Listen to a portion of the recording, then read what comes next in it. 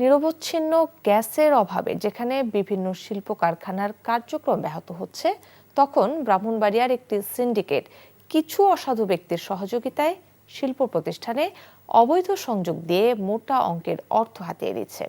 এতে বৈধ গ্রাহকরা যেমন গ্যাস নিয়মিত পাচ্ছে না, তেমনি বিপুল পরিমাণ রাজস্ব হারাচ্ছে সরকার। বিষয়টি নজরে আসলে জেলা শহরের নয়নপুরে কর্তৃপক্ষ অভিযান চালিয়ে অবৈধ একটি সংযোগ বিচ্ছিন্ন করে দেয়। ব্রাহ্মণবাড়িয়া থেকে শেহাবুদ্দিন বিপুর পাঠানো রিপোর্ট। দেশে যখন নিরবচ্ছিন্ন গ্যাসের অভাবে বিভিন্ন শিল্প কারখানার কার্যক্রম ব্যাহত হচ্ছে, তখন একটি চক্র ব্রাহ্মণবাড়িয়া সদর নয়নপুর এলাকায় চুনের কারখানা প্রতিষ্ঠা করে অভিনব পন্থায় গ্যাস সংযোগ দিয়ে পাথর পুড়িয়ে চুন উৎপাদন করছিল। সংশ্লিষ্টরা জানান, একটি বড় ধরনের শিল্প প্রতিষ্ঠানে যে পরিমাণ গ্যাস ব্যবহার হয়, এই প্রতিষ্ঠানটিতেও সমপরিমাণ গ্যাস খরচ হয়েছে। প্রতি মাসে 40 লাখ টাকার গ্যাস ব্যবহার করা হয়।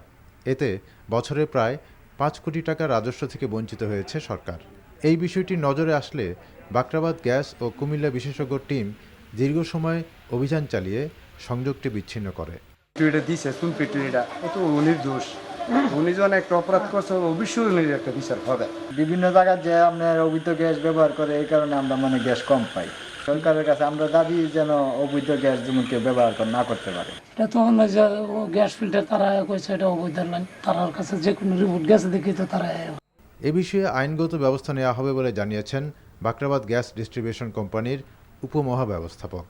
আমাদের ধারণা এটা ভ্যারি করে, তারপরে আমার ধারণা যে 30 থেকে 40 লাখ টাকার মাসিক ভিত্তিতে এরকম গ্যাস ইউজ হতে পারে। এখন আমাদের প্রসেসে এটা ধরার পরে আমরা আইনগত ব্যবস্থা নিব, মামলা দায়ের হবে।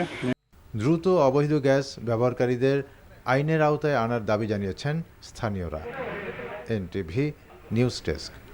বান্ডেল থাকলে প্রতি সেনমানিতে টাকা বাঁচবে। বিকাশ সেনমানি বান্ডেল কিনে জিতুন প্রতি লেনদেনে।